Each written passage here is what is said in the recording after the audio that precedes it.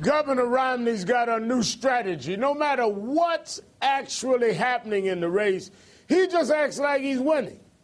It's the fake it till you make it campaign.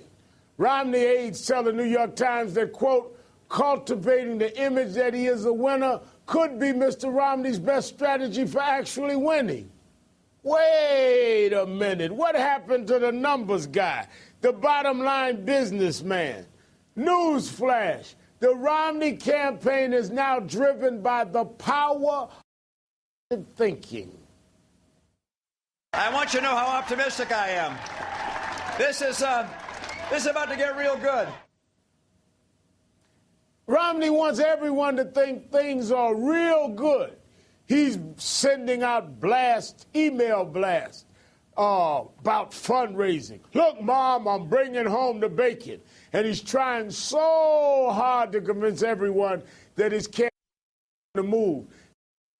To release the memo saying Ohio is, quote, a dead heat, with Romney on an unmistakable upward track. A dead heat, an upward track. Poll out yesterday shows President Obama ahead by 5% in the state. Is that the upward track they're talking about? Yes. We all know Governor Romney narrowed the gap after the first presidential race and debate, but things have been flat for 2 weeks.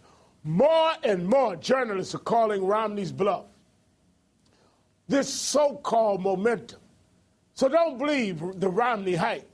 We're on to his strategy of fomentum. Joining me now, Steve Kornacki, co-host of The Cycle here on MSNBC, and Democratic strategist Margie O'Mara. Thank you both for coming on the show tonight. You're welcome. Good evening, Reverend.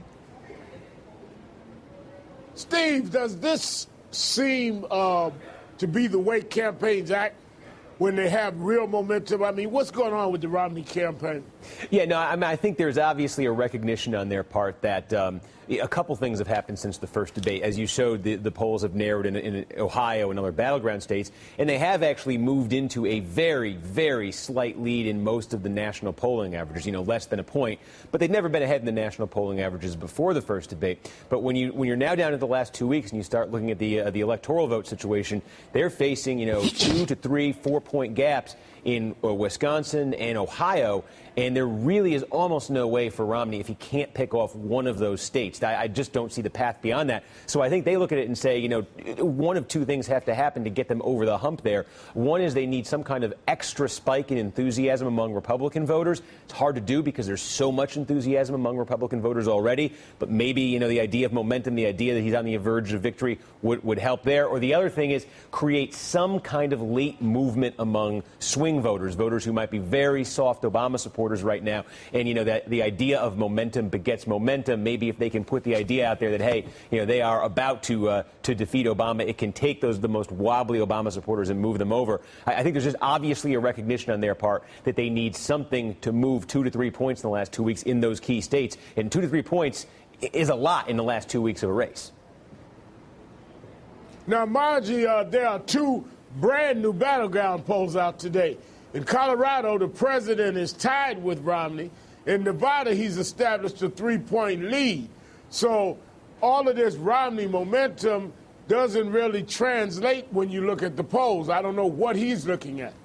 Well, I certainly don't begrudge him his strategy. I mean, that's a perfectly fine strategy. But ultimately, the states are the states, and the Electoral College is not going to change. That's the one thing we know for sure is not going to change between now and Election Day. And states like Ohio, Romney has to win. States like Nevada, a lot of handicappers are saying it's, pretty much going to go Democrat. People have now put that in the blue column. And looking at polls, whether it's in Ohio or Wisconsin, or even some states that are swinging like Florida, that are in play, like Virginia, you see some stagnation. And the articles that you mentioned in the beginning, where you have Mark Blumenthal, who's my editor at Huffington Post, and Nate Silver at New York Times, and Chris Cillizza at Washington Post, those are probably the three best experts on this. And the consensus is the momentum, came really after the first debate and is pretty much stabilized. And that doesn't mean that Mitt Romney can't win. It doesn't mean that he can't move in the next next 2 weeks, and certainly people should vote. If you're in an early voting state, you should vote. No one should feel complacent, not on either side. But it does mean that the real moment where we had Mitt Romney really control the dialogue was after that first debate. There haven't been a whole lot of moments other than that moment where Mitt Romney has been controlling the message. And right now, when you have Colin Powell's endorsement, you have the Richard Murdoch comments, you have the Romney campaign on the back foot, and we'll see how that's going to extend now in the final stretch. Well, and you also had a pretty bad debate by Romney in the last debate. But Steve, let me also say this: many of us feel that the ground game, what goes on the ground, the ability to pull out voters is going to be decisive. And when you look at that, Team Obama seems to have the advantage on at least the field offices, if that tells the story.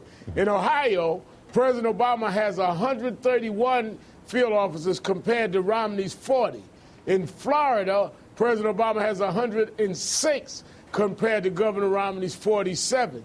In Virginia, President Obama has more than double, 61 to 30. So if field officers are any indication of the thoroughness or the breadth of the field operation or the ground game, the president looks good in these swing states. Yeah, well, I think you have a couple things going on there. One is there is an enthusiasm gap. If you look at the polling, there's an enthusiasm gap between the parties right now. So it will probably take less effort on Republicans' part to get their people to turn out on Election Day because they are so motivated to go out and vote Obama out. It's more of a labor, I think, on the Democratic side to try to achieve something approximating parity there. However, there's an obvious opportunity there when you look at the polls for Democrats because there is a disconnect between looking at the polling models that look at likely voters, that filter out, just all registered voters and look only at likely voters. Romney performs much better in those than he does when you have, all registered voters. So the bigger the pool of voters is, the more people who participate and the more people who the Obama campaign is able to bring out through its own mobilization efforts. That will obviously, I think, work toward Obama's advantage. Well, we'll see. I'm seeing a lot of long lines in early voting, and all of the polls are saying they're going overwhelmingly so far for the president. But we'll see. Steve Kornacki and Marjorie O'Mara, thanks for your time tonight. Sure. Thank you. And catch Steve on The Cycle, weekdays at 3 p.m. Eastern, right here at MSNBC. Coming up, President Obama makes history by doing something that Republicans have been trying to stop others from doing all over the country. It could determine who wins this election.